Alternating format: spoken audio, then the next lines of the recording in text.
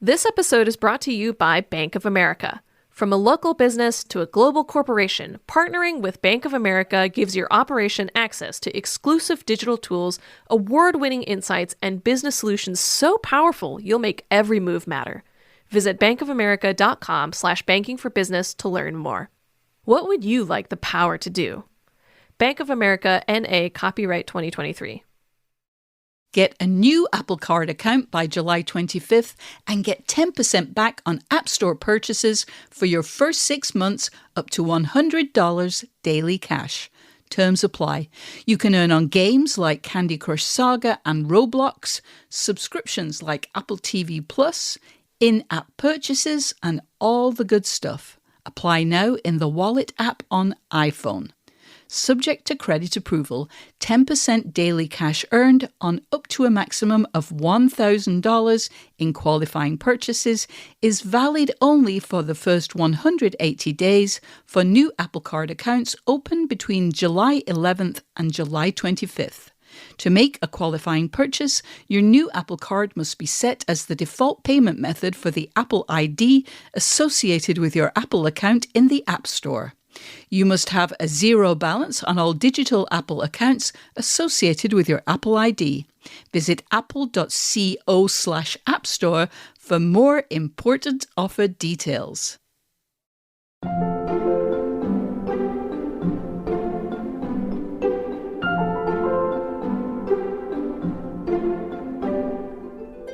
People always say, how do you know when a piece is done? It's like, okay, when I quit feeling distress, when I quit feeling like, I don't like that, that's not right. Trust your enthusiasm. Then you get this organic, connected thing. Welcome back to Working. I'm your host, Isaac Butler. And I'm your other host, Nate Chinen. Nate, always good to see your face in a little rectangle on Zoom. Who's our guest this week? Our guest is the incredible Grammy-winning composer, arranger, and bandleader, Maria Schneider. Amazing. Now, I am a Maria Schneider fan, but just for the listeners who might not be familiar with her, why did you want to speak with her, and what makes her big band work so special? Well, it's so evocative, and it's just beautiful and coloristic and flowing, and really has a sonic signature and an identity that is almost instantly recognizable.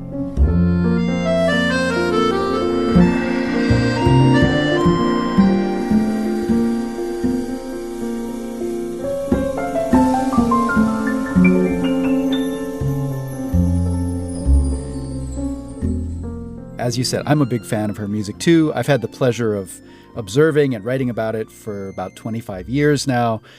But really, what led me to her was the format and purpose of this show, because there's just so much emotional depth and precise detail in her work as a composer. And that's something that's unfamiliar to most people in the particulars. How do you do that? But really relatable in a broader sense. So before we begin, there's a couple people who come up in the interview that I think it's worth kind of discussing a little more at length for our listeners who maybe aren't that familiar with jazz history. Those are two of Maria's mentors, Gil Evans and Bob Brookmeyer. Who are Gil Evans and Bob Brookmeyer, and why are they important?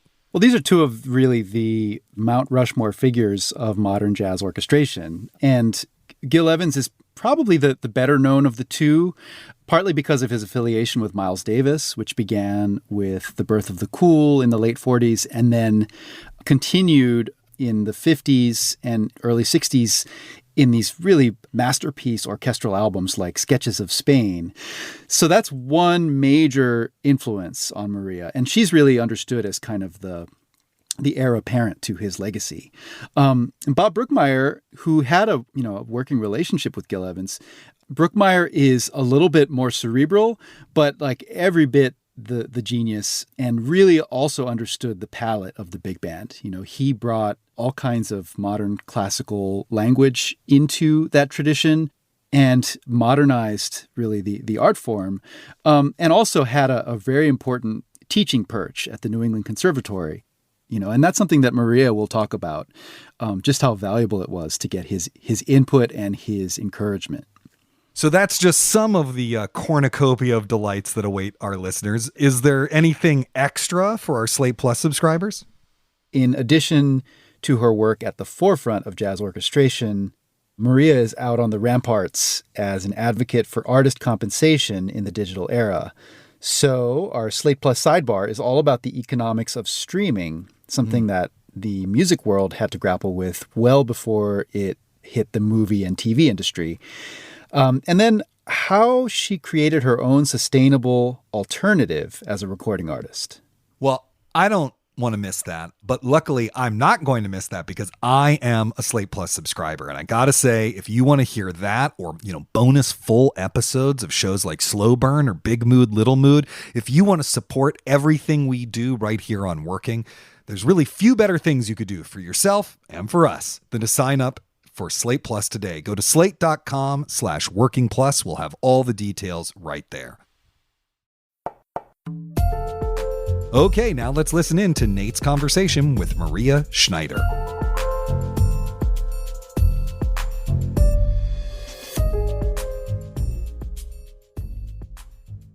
Maria Schneider, thank you for joining us on the Working Podcast. What a pleasure to see you. Thank you. Good to be here. I am fairly new to this racket. I have been co-hosting as a fill-in this summer at Working, which is a podcast all about the creative process. And they gave me, carte blanche in terms of who I wanted to speak to. And your name was very close to the top of the list because not only because I have so much admiration for what you do, but also because I feel like it is the ultimate mystery to so many people. Like, how does a composer, arranger, band leader do that job? Your timing is good because I've been working on my liner notes for this LP project that I'm doing. Well, so we should set that up. I mean, this is a project called Decades, and it's your first ever vinyl release. But more importantly, it is a career retrospective looking back on, 30 years of recorded history with the Maria Schneider Orchestra. What is the emerging picture then as you look back on these 30 years? Well, the through line for me, sadly, is fear. As I write about all the pieces and my favorite things that I've written that I'm putting on this album, they all have in common just really intense fear. And I remember years ago, when I first started writing for some class I had at the University of Minnesota, we read Rollo May's The Courage to Create. And at the time, I didn't realize what courage it takes. And so that's the thread. The other side is that I really have found in looking at this that the 3 decades had 3 unique forces that made that decade kind of become what it is. And that to me has been really, really interesting because I didn't realize it, that the pressures, it's like the pressure in the earth that makes crystals and rocks and various things. And it's like the pressures on your life, good and bad, the beautiful things that come into your life, they, at least in my case, they just affect my music so much. And, I've always felt my music is really autobiographical, but it's almost like a divining rod, and then you look back and you say, yeah, it's told me more about my life than I knew at the time. Well, this is interesting. So the first decade would be the 1990s, right? Mm-hmm. What was the tectonic pressure during that decade? Well, I think one thing was the first kind of coming out with my music. And, I'd studied with Brookmeyer and I'd worked with Gil Evans, and I was searching to find who I am. I mean, my biggest concern when I left college was, will my music have an identity? How do you find your voice? Who am I? Because all the music that I loved was so instantly identifiable. Right. So there was kind of that searching. And I think there was also this feeling in me that jazz, to be serious, had to be serious. So a lot of that music, if I look back at it, has And I like it, I still play a lot of it, but a lot of it has a bit of a brooding kind of thing, a sort of dark intensity to it.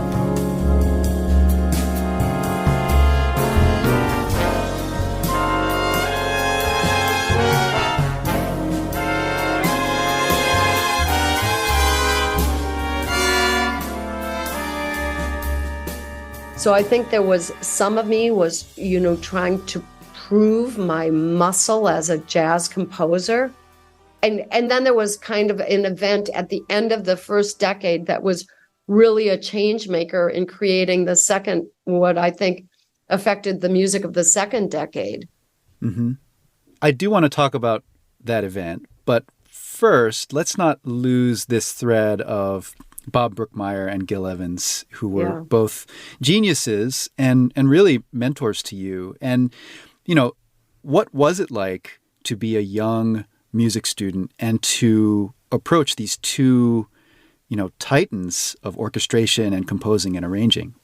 Well, firstly, it was really fascinating because the two couldn't be more different as people, but they had such a tremendous respect for each other. So Gil, when I started working for Gil, and I will say it was a bizarre situation. I met Gil, I was a music copyist working in a music copying office, which a lot of people don't know, but that's pen and ink calligraphy. And we'd all sit at tables and they would, somebody would come in like Don Sebesky writing arrangements for the Tony Awards or some singer or whatever it was, or recording session. And we'd all be there copying the music. And I ended up connecting with Gil because of that job. A composer, Tom Pearson, came in. We got talking. We connected over music that I was Xeroxing for him. And we had lunch and he asked me who my favorite writers were. And I went on and on about Gil. And then he called me that night and he said, Gil wants to meet you. He happens to be my best friend, which I had no idea this guy even knew him, Yeah. And so, but what was strange about it is that Gil, well, in the beginning, it was just copying. But the thing that was so weird is soon he started having me transcribe. Then he had me start reorchestrating his music for a big band because he started working in Europe. I can tell you I didn't deserve that level of responsibility, but there was something that Gil had that I read about in one of his biographies where he would just trust people. Mm-hmm. He would meet you, he'd get a feeling about you, and years later, his wife told me that he used to sometimes call her after I left and say, Maria looks so much like Mom. So maybe it was just because I looked like his mother, who knows why it was. But then he would say to me, he knew I was studying with Bob. I didn't study with Gil. I was around Gil, and Gil didn't profess to talk about how he did things. It was more like, do this. And then if you did it wrong, he would scream like no. Like, for instance, just to give you an example, one thing I reorchestrated for Gil was a passage that went from one note and spread into a very thick sonority. Okay. I did it like I learned in college. I would have gotten an A in school. The trumpets go to the top, the low bones to the bottom, sax is in the middle, powerful. All the notes were Gil's notes. I of course, never changed a note. Gil screamed in pain. And he said, no, I wanted some of the high instruments going to the bottom of the range and the low instruments going to the top. So at the end, it feels like everybody's screaming.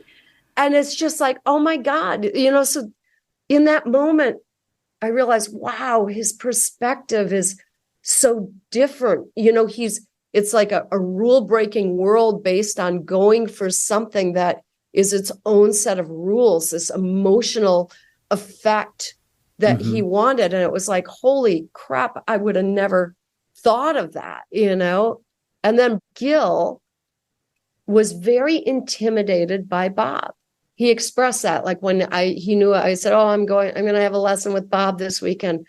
Oh, he's so intellectual. He's so amazing. He knows so much, he had this tremendous respect for him.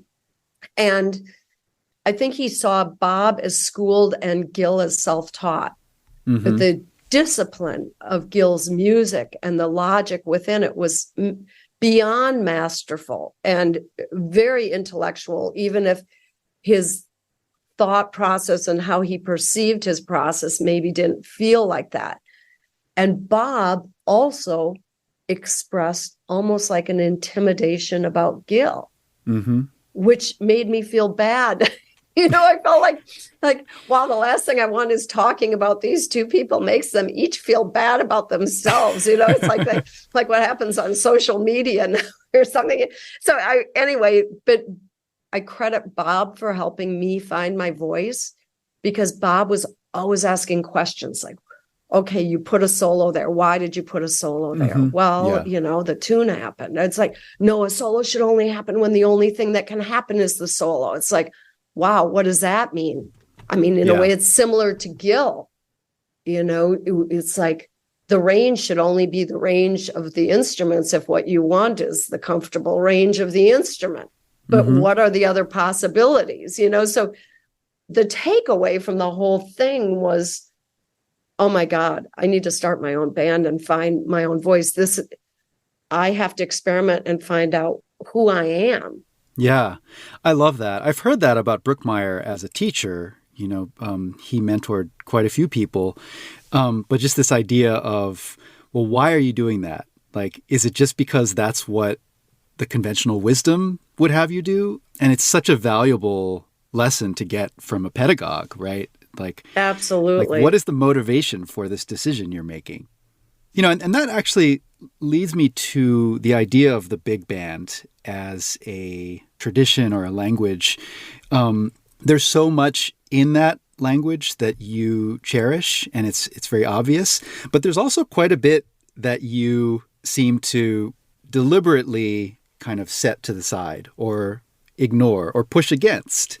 One example that I'll pull out is a sort of a common metaphor that the big band inspires, which is, machinery. You think about pistons firing and, I guess in my mind, I'm thinking of like Duke Ellington, Daybreak Express in 1933, where he, uncannily mimics the sound of a locomotive.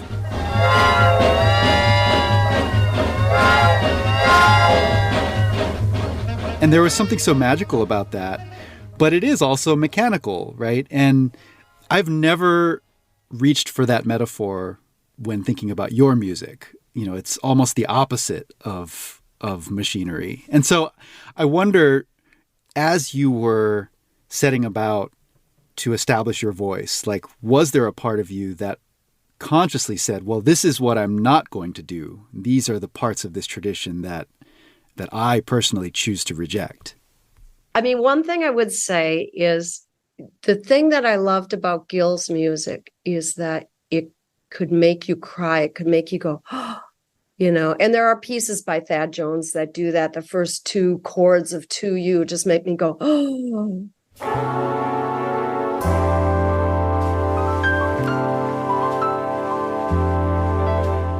But a lot of the music does have that power, that excitement. And I love the bassy band and I love all those things. But I wanted my music to have that nuance and that air in it. Mm-hmm. But you want to have that excitement. And I remember saying to Bob, I want to be able to have that power.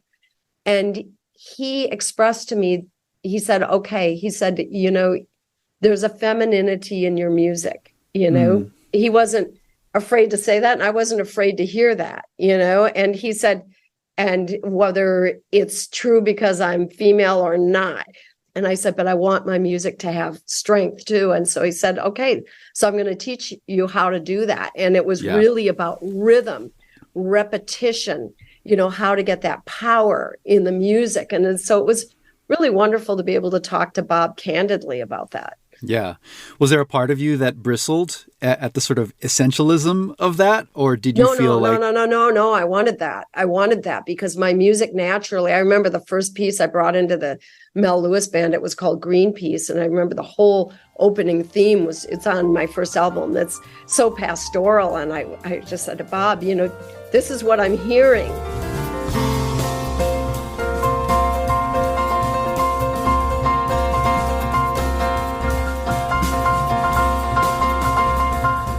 but I wanted to have power, and so then we talked about, so I did all sorts of modal things and vertical edifices that are kind of like your pistons that you talk about, and various, development in it. And I think that first album expresses some of that wish for that power.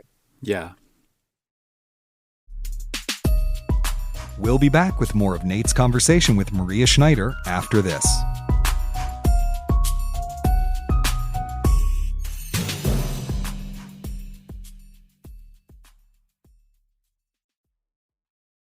This podcast is brought to you by Progressive Insurance. Let's face it, sometimes multitasking can be overwhelming. Like when your favorite podcast Working is playing and the person next to you is talking and your car fan is blasting and all that time you're trying to find the perfect parking spot. But then again, sometimes multitasking is easy, like getting a quote with Progressive Insurance. They do the hard work of comparing rates so you can find a great rate that works for you, even if it's not with them. Give their nifty comparison tool a try, and you might just find getting the rate and coverage you deserve is easy. All you need to do is visit Progressive's website to get a quote with all the coverages you want, like comprehensive and collision coverage or personal injury protection. Then you'll see Progressive's direct rate, and their tool will provide options from other companies all lined up and ready to compare, so it's simple to choose the rate and coverages you like. Press play on comparing auto rates. Quote at Progressive.com to join the over 29 million drivers who trust Progressive. Progressive Casualty Insurance Company and Affiliates. Comparison rates not available in all states or situations. Prices vary based on how you buy. This episode is brought to you by Bank of America. If you own or operate a business, whether it's a local operation or a global corporation, partnering with Bank of America could be your smartest move. By teaming with Bank of America, you'll enjoy exclusive digital tools, award-winning insights, and business solutions so powerful you'll make every move matter. Position your business to capitalize on opportunity in a moment's notice. Visit bankofamerica.com/bankingforbusiness to learn more. What would you like the power to do? Bank of America, N.A., copyright 2023. Hey listeners, Isaac Butler here. First of all, thank you so much for listening to Working. If you're a fan of this episode and you haven't subscribed yet, why don't you go ahead and click subscribe wherever you get your podcasts. That way you will never miss an episode. If you're already subscribed and you're wondering, what can I do to spread the word about Working? Well, the easiest way is actually to rate it and review it wherever you get your podcast. So if that's Apple, leave us 5 stars like your favorite Uber driver and a little review. And if you're on Overcast, just click the little star next to this episode. That'll recommend it to more of its listeners. All right. Thanks so much for everything you do to support us. Let's continue with Nate's conversation with Maria Schneider. One of the most miraculous things that I've experienced with your music is that evocation of feeling, but also of the natural world. And, you've talked about this a bit, but it's probably most vividly expressed on your 2015 album, The Thompson Fields, where you get this really flowing sense of place and geography in the music.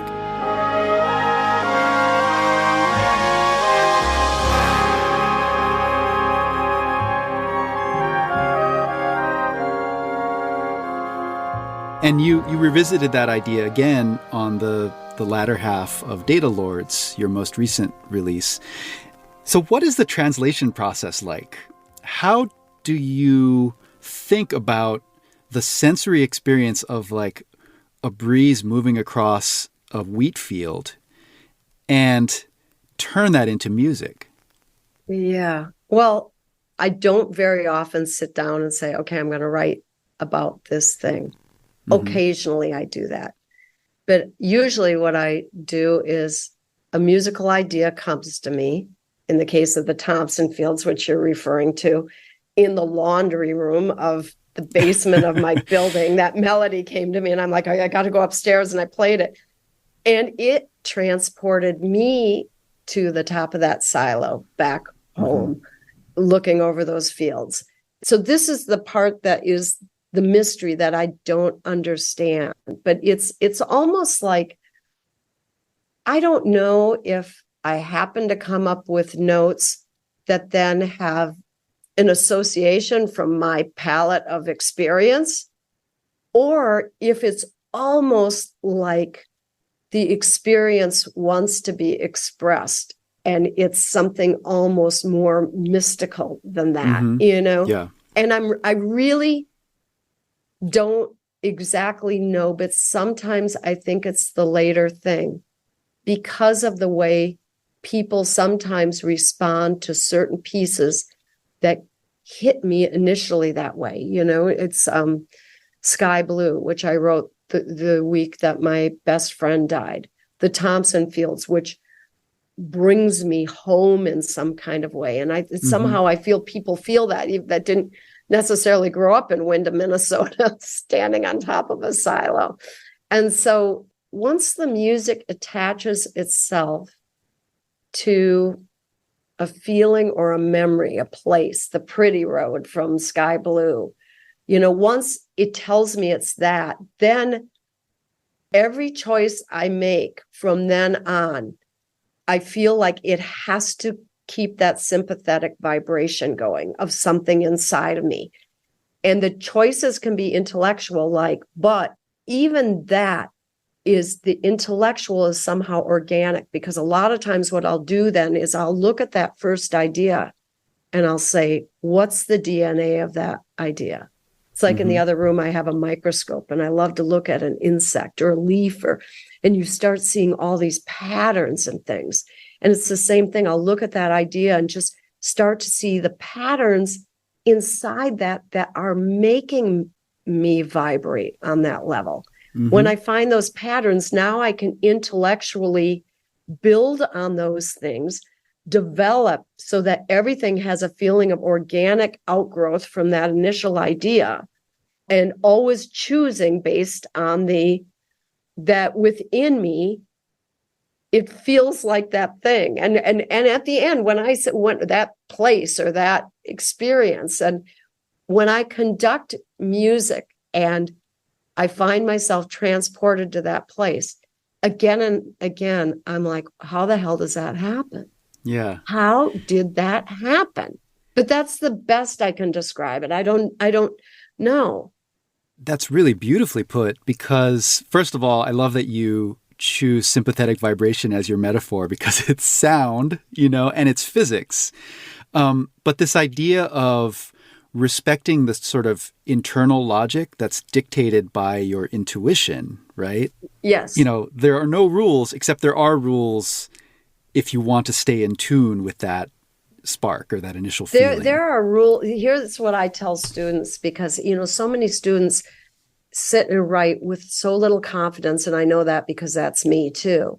And I say, trust your enthusiasm. And remember, you are not an outsider looking at this universe. You evolved with this universe. There's patterns in your body, things that miraculous things that are going on in your brain, everything. You can't help but be something that vibrates on the plane of the universe, because that's who we are. So I feel like we almost can't help it. And if we trust our enthusiasm and our choices are our own, which, like the Brookmeyer thing, not just doing something because somebody dictated and you think it's right, but doing it because you feel it, like Gil did with that crazy choice of people playing in their uncomfortable ranges, that vibrated with his internal sense of what the music is supposed to do to you, not how well it's supposed to be executed. You know what I mean? And so then you get this organic connected thing. And it's amazing with Gil that when I made that choice for him, because he asked me to, and it was wrong, but he asked me to do it. Physically, I could see it gave him such distress. And I feel the same thing. Like when I'm, working, and the music, like people always say, how do you know when a piece is done? It's like, okay, when I quit feeling distress, when I quit feeling like, I don't like that, that's not right. And what are your tools? Do you compose primarily at the piano? Do you sit in front of score paper, like in your old days as a copyist? Like what are the materials? Well, I only learned to use a computer program for notating music during COVID, which I'm not particularly proud of because, and I also was like, oh my God, if I'm going to be teaching and I don't even know how to use these programs, I've just got to get into the 20th century and into the 20th century or 21st. What are we in? Yeah. Get out of the 20th century into the 21st, because I was hiring copyists, which also is expensive. And I never had those tools of hearing what they call a MIDI file of your music.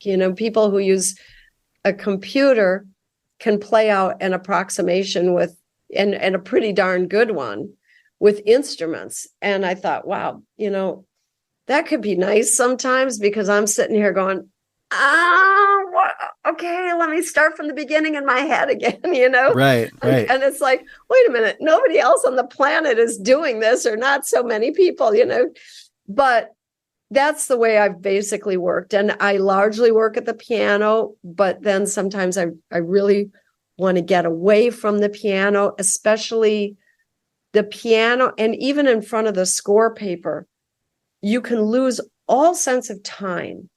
And what I mean is you spend a lot of time working on a few bars. It starts to feel like that idea is something you've been doing for 5 minutes, that it's 5 minutes of music, and it might be 15 seconds. And so then you get the feeling, okay, I need to move on, where musically, no, it needs to repeat. It needs to develop. And so a lot of times I'll just get up and I'll dance. And then my body kind of tells me, oh, this needs to repeat another time. This is now it needs, and so my body will tell me where is flow needed? Where is impact needed? Where is, almost like I'm watching a choreography, which when I was a kid, I danced and I did figure skating. So that kind of, makes sense in some kind of way too. Yeah, that sense of kinetic flow. And anyone who has ever seen the Maria Schneider Orchestra has taken note of your movements as a conductor, because you're not just, waving a baton. There's a real sense of the music kind of flowing through you that is sort of kinetic and embodied, right? And I have to imagine that your experience dancing and your interest in dance, is a big part of that. Maybe, yeah. And I see sound almost sculpturally sometimes, with different materials some are denser and some are more transparent, or, so sometimes I almost feel like when I'm hearing the music, if, I feel like one section is playing a little too hard or not smooth enough or whatever, I just with my hands try to give them the feeling of, I want this rounded out, or, or I give them, I want this more punctuated. And I'm sure I'm doing incredibly unorthodox things, but my body is sort of trying to show them. It's like the reverse of dance. You dance to the music. And for me, I'm trying to show the music what it needs to be, through my motions, which I guess is what any conductor does to some degree. Before we go, I'd like to pivot briefly to the work you did with David Bowie. And for listeners who don't know, this was mainly a track called Sue, parentheses, or In a Season of Crime, that was released in 2014 and really kind of paved the way for Bowie's final album, Black Star. Yeah. But the track itself won a Grammy Award, and a version of the song with different instrumentation appeared on Black Star. So can you tell me, at the time, you and I talked a little bit about how empowered you felt working with David and the kind of feedback that he gave you, really sort of adding some, fuel to your fire. Can you recall that? Like, what was that? What were those conversations like? What was that collaboration like? The first thing, again, for me was, that thing I talked about in the beginning, the fear. I always come in with the fear and saying to David, well, what if you don't like it? What if we write something horrible? I mean, this idea of connecting rock to big band. This could be you singing with my big band. I'm like, really? You want to do this? This is so weird. Are you sure? You know, it was almost, he must have thought, man, she's really trying to talk me out of this. And he said, look, you know, if I don't like this or you don't like it, I'm not going to put it out. I wouldn't do that to myself or to you, you know. And then the thing he said that I carry with me literally every day, he said, you know, the great thing in music is if the plane goes down, we all walk away. So just throw it out there. And that was just so helpful and continues to be helpful to me. And I mean, I couldn't really believe I was sitting at my piano with David Bowie and him singing and us kind of testing sounds. So, da, da, da. No, how about soon? No, you know, it's like, you know what I mean? Just like, it was like, I just can't even believe I'm doing this. You know, it's that same thing, you know, how, I mean, he took a chance coming to me. I think it was Tony Visconti's idea, actually. Mm-hmm. I don't know whose idea it was, but he took this chance on me, but then it ended up, well, influencing me in a huge way, but in some odd way, he would have never found his way to that if not for me. It's so amazing how, and I think his whole career, all those collaborations and different things he did, I mean, it's kind of a lesson in the beauty of just reaching out to something totally different just to see where it takes you and what comes your way, and it's amazing.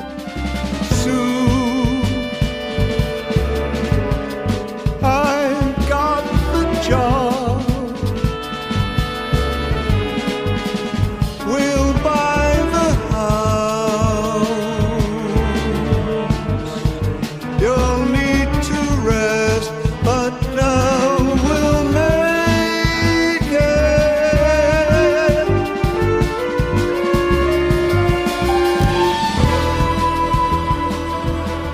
Well, we're sort of winding down, but I wanted to ask one question about accolades, right? You know, we mentioned that Sue or In a Season of Crime is one of your Grammy Awards, and that was for Best Arrangement, Instruments, and Vocals. You have a total of 7 Grammys. 3 of them are for Best Large Jazz Ensemble Album, and then the other 3 are for Best Contemporary Classical Composition, and then twice you won Best Instrumental Composition. So that's a lot of gold hardware in your apartment. And I wondered, do any of those golden gramophones have a particular story that you want to tell, or a certain kind of resonance? Well, they're all very meaningful, but the biggest one was the first one, because it was that Concert in the Garden album, which is an album I'm really, really proud of. That album to me is really beautiful. And it got inducted into the National Recording Registry, which I think there's only 600 albums in the whole history of music that are in that. It's really a very exclusive honor. But that album was also, aside from being an album I musically was very proud of, it was that break from the traditional record company and doing artist share, selling only on the internet, when everybody in the business told me I was crazy, that I'd never make enough, find enough people to pay for a record. Right. We crowdfunded it. It started my whole thing that to this day is enabling me to record incredibly expensive albums. I mean, Data Lords was like $250,000, the whole thing. And I go all out on the design always. And, so winning that Grammy, having that be our first, was just like, wow. Yeah. It's very meaningful to me on so many. And I'm so glad it was an album that I feel so proud of musically. And David Baker recorded it. Did you know David Baker? Not personally, but. Oh, yeah. He was such a character. He was just amazing. And, so it was just a memorable session for me. Bob Brookmeyer showed up in the middle of the session at a really important point. And so that would be the one. That's beautiful. And that reminds me that it's been a minute since I put that album on. So I will be rushing to my stacks to pull that out and revisit it. Maria Schneider, thank you so much for being on Working. And everyone listening, go check out her music. You have to find it at mariaschneider.com. Thank you, Nate. When we return, Nate and I will talk about finding your voice, respecting the inner logic of your work, even if you don't totally know what it is, and how other art forms can influence the one you are working on. All that and more after this.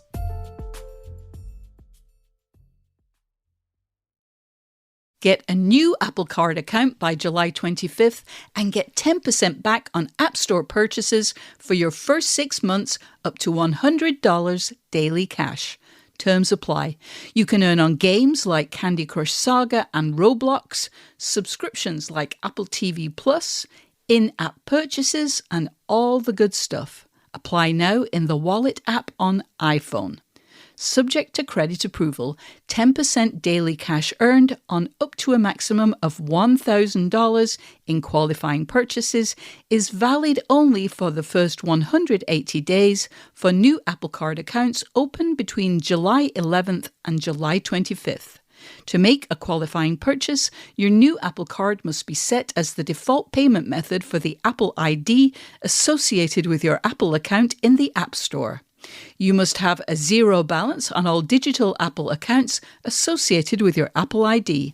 Visit apple.co/App Store for more important offer details. Get a new Apple Card account by July 25th and get 10% back on App Store purchases for your first 6 months up to $100 daily cash. Terms apply. You can earn on games like Candy Crush Saga and Roblox, subscriptions like Apple TV Plus, in-app purchases, and all the good stuff. Apply now in the Wallet app on iPhone.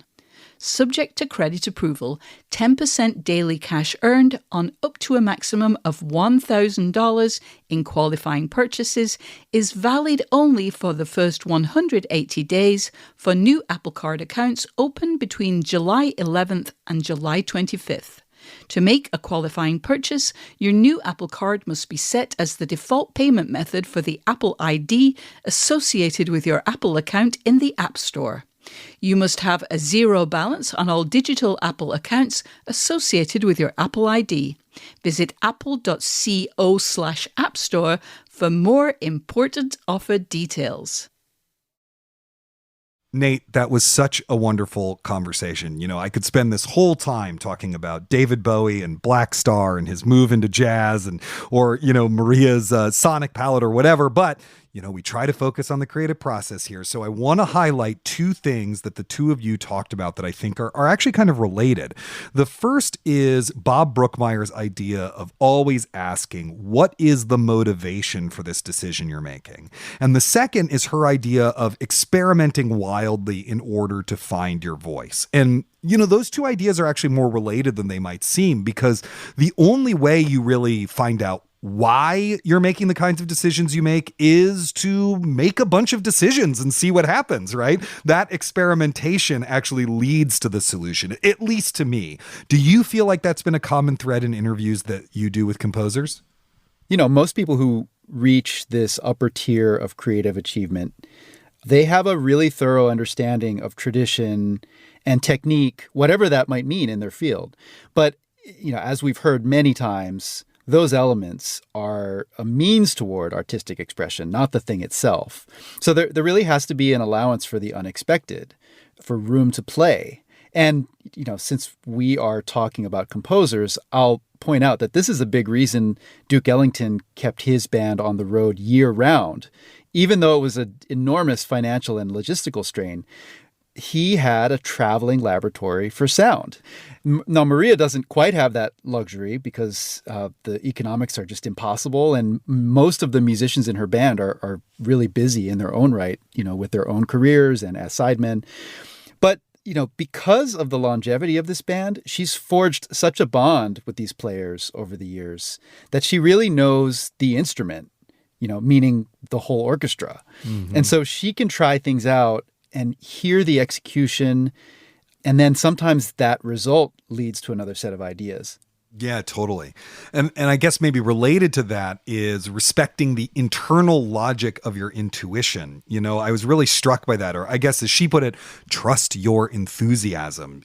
Every piece of art that you make, it has an internal logic to it, and it connects to your own feeling of what is good, of what unifies the project. And that is so much more important than received or cliched ideas of what good is. Mm-hmm. And for Maria, you know, when she violates the internal rules, even if she doesn't know what those rules are, it actually makes her physically distressed. You know, her body is like a dowsing rod in that way. And I don't know that I feel that way, but I will say that I know on some emotional level when I'm not honoring my own work. You know, or when I'm in bad faith with the work, because the work actually has its own rules and its own needs, and they're not dictated by me completely. They're dictated by the work itself.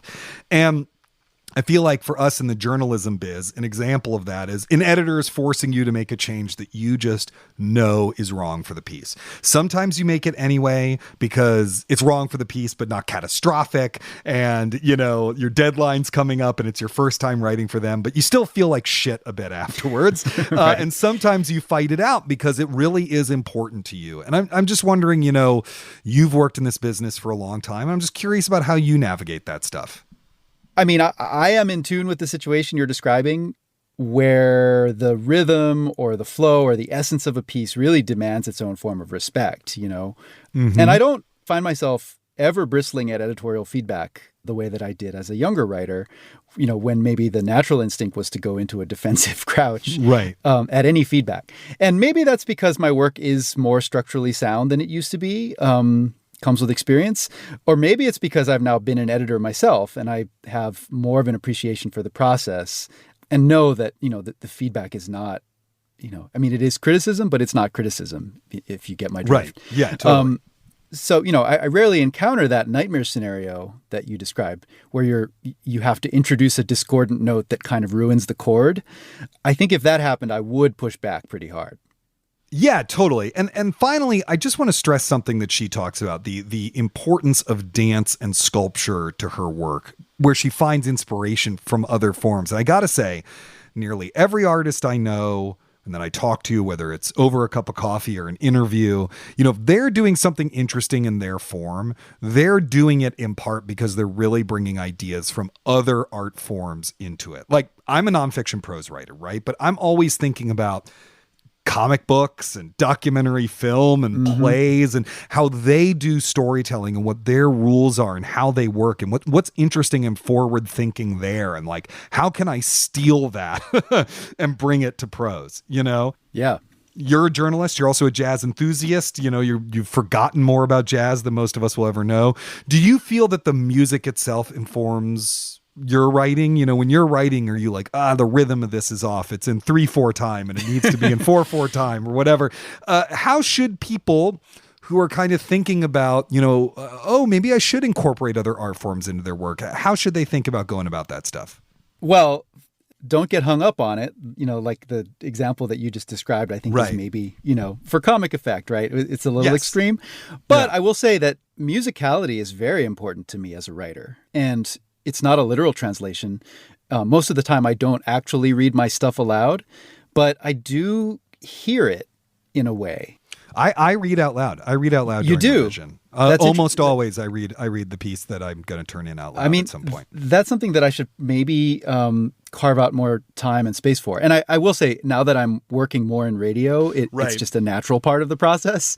But, you know, even when I'm not literally reading out loud, I do spend an awful lot of time tinkering with rhythm, you know, thinking about how that fits in with word choice and syntax and construction. And, you know, it really makes a difference, if only on a subconscious level, you know, for the reader. So decisions like, do you end this sentence on a strong beat? Or do you syncopate? Do you, you know, is it an offbeat? You know, most readers don't really register that choice, but they feel it. And that can ultimately be the difference between a story or a piece that really resonates and one that kind of feels inert. And then, you know, we're talking about music and rhythm, but it's not just music. You know, like you said, I mean, I'm also massively influenced by other art forms, you know, visual languages, whether it's Lee Friedlander or Kara Walker or Hiro Murai, I could go on and on. Sometimes an editing choice or a particular slant of light will lead you to just the perfect turn of phrase. Yeah, totally. And, you think about, one of the things that I learn a lot from film, I think people often talk derogatorily about the influence of film on storytelling, which I totally understand because prose storytelling and cinematic storytelling, they are different. They have different rules. Right. But, the editing rhythms of film are so fascinating to think about when it comes to paragraphs and edits, right? It's like, when are you holding the shot, so to speak, for a long time and then cutting away? To talk about Hiro Murai, for example, the way he uses the camera, there's often these sort of long, very frontal takes, right? How do you do that versus whatever the equivalent of Paul Greengrass quick editing is? Right. Yeah. And then when you do go from that static shot to something that is more, kinetic or like circuit-like, that's a really interesting decision. Why? It goes back to that Brookmeyer idea. Why did you choose to do that in that moment? There is actually a reason, Oh, yeah, totally. Well, that's all the time we have for this week. Thank you so much for listening. And also, if you haven't already, thank you in advance for signing up for Slate Plus. At Slate Plus, you get full access behind the paywall at the Mothership site. You get bonus segments on shows like this one, bonus full episodes of shows like Slow Burn and Big Mood, Little Mood, and you support everything we do right here on Working. Go to slate.com/working plus to sign up today. Thank you again to Maria Schneider for being our wonderful guest this week, and to our producer Cameron Drews, who is our woodwind section and our rhythm section all in one. We will be back next week with Isaac's conversation with the actor Aryan Moyed, recently nominated for an Emmy for playing Stewie on Succession. Can't wait for that. But until then, get back to work.